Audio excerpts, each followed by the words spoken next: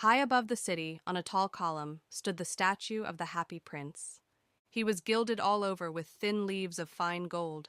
His eyes were two bright sapphires, and a large red ruby glowed on his sword hilt.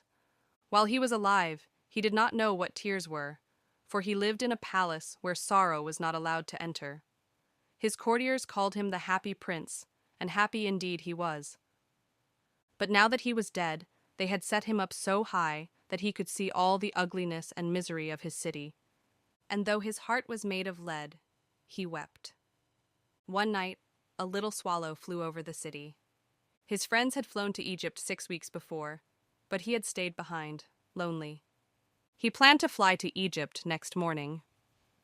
As he rested between the feet of the Happy Prince, a large tear fell on him. He looked up and saw the prince's face streaming with tears. "Who are you?" he asked. "I am the Happy Prince," replied the statue. "Why are you weeping, then?" asked the swallow, surprised. The prince told him of the suffering he now witnessed, and asked the swallow to be his messenger. "Far away," said the prince, "in a little street there is a poor seamstress. She is embroidering passion flowers on a satin gown for the queen's loveliest maid of honor. But she is so tired, and her little boy is ill with a fever. He is asking for oranges, but she has nothing to give him." The prince asked the swallow to take the ruby from his sword hilt to her. The swallow, though reluctant to delay his journey to Egypt, was moved by the prince's sadness and agreed. He plucked out the great ruby and flew with it to the poor seamstress's house. He laid the ruby on the table and fanned the boy's forehead with his wings, then flew back to the prince. Little swallow," said the prince, "will you stay with me one more night? Across the city, I see a poor young man in a garret. He is a playwright, trying to finish a play for the director of the theater. But he is too cold to write, and hunger has made him faint." The prince asked the swallow to pluck out one of his sapphire eyes and take it to the playwright. The swallow cried, "Dear prince, I cannot do that. You would be quite blind then." But the prince insisted. So, the swallow plucked out the prince's eye and flew to the garret, laying the jewel on the playwright's withered violets. The playwright, seeing the gem, believed he could now finish his play. Little swallow," said the prince, "will you stay with me one more night?" In the square below, a little match girl has let her matches fall into the gutter. They are all spoiled, and her father will beat her if she does not bring home some money. She is crying. The prince asked the swallow to pluck out his other sapphire eye and take it to her. "Prince, I will not do that," cried the swallow. "You would be quite blind then." "Swallow, little swallow," said the prince. "Do as I command you." So, the swallow plucked out the prince's other eye and flew down.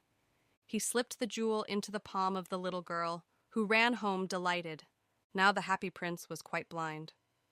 "Swallow, you must leave now," he said. But the swallow would not leave him. "I will stay with you always," he said, and slept at the prince's feet. He told the prince stories of what he had seen in strange lands. Then the prince said, "I am covered with fine gold. You must pluck it off, leaf by leaf, and give it to my poor citizens." So the swallow plucked off leaf after leaf of the fine gold, till the Happy Prince looked dull and gray. He carried the gold to the poor, and the children's faces grew brighter, and they played in the streets, laughing. Then the snow came, and after the snow came the frost. The little swallow grew colder and colder, but he would not leave the prince. At last he felt he was going to die. He flew up to the prince's shoulder and whispered, "Goodbye, dear prince." "You are going to Egypt at last," said the prince. "I am going to the house of death," answered the swallow. "Kiss me on the lips, for I love you." The swallow kissed the Happy Prince on the lips and fell down dead at his feet. At that same moment, a strange crack sounded inside the statue, as if something had broken. It was the lead heart of the Happy Prince that had snapped in two. Next morning, the mayor and town councilors came inspecting. "Dear me, how shabby the Happy Prince looks," exclaimed the mayor. "His ruby is gone, his eyes are gone, and he is no longer golden. Indeed, he looks little better than a beggar." "And here is actually a dead bird at his feet," added one of the counselors. We must really issue a proclamation that birds are not to be allowed to die here.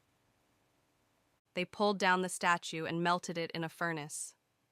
But the broken lead heart would not melt. They threw it away onto a dust heap where the dead swallow also lay.